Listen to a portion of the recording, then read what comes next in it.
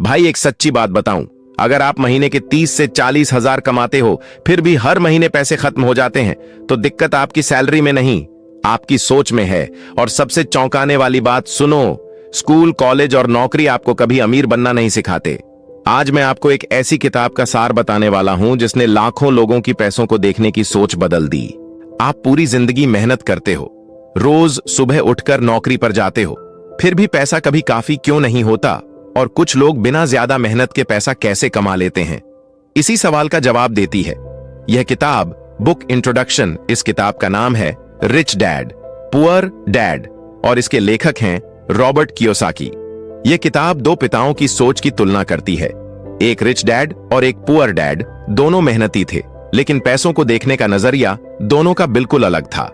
Lesson 1, asset और liability. इस किताब का सबसे महत्वपूर्ण सबक है एसेट और लायबिलिटी का अंतर। गरीब लोग सोचते हैं कि घर, कार और महंगी चीजें एसेट होती हैं, लेकिन अमीर लोगों के लिए एसेट वह होता है जो हर महीने पैसा कमा कर दे।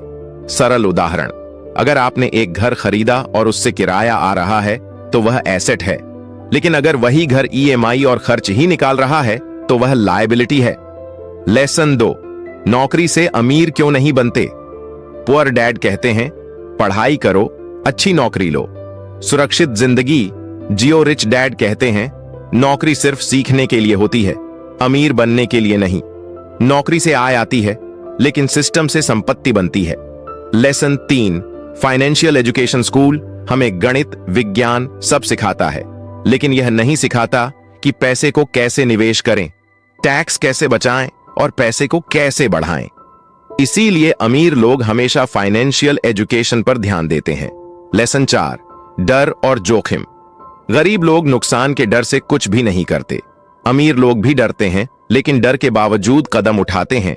उनके लिए जोखिम का मतलब जुआ नहीं बल्कि जानकारी के साथ फैसला लेना होता है। क्विक समरी, अगर आपको अमीर बनना है तो एसेट बनाओ, लायबिलिटी कम करो, सिर्फ नौकरी पर निर्भर मत रहो और पैसों की शिक्षा सीखना शुरू करो। एंडिंग और कॉल टू एक्शन, अमीर बनना कोई जादू नहीं है, यह सिर्फ सोच बदलने का खेल है। अगर वीडियो पसंद आई हो तो लाइक करो और कमेंट में लिखो नेक्स्ट बुक समरी।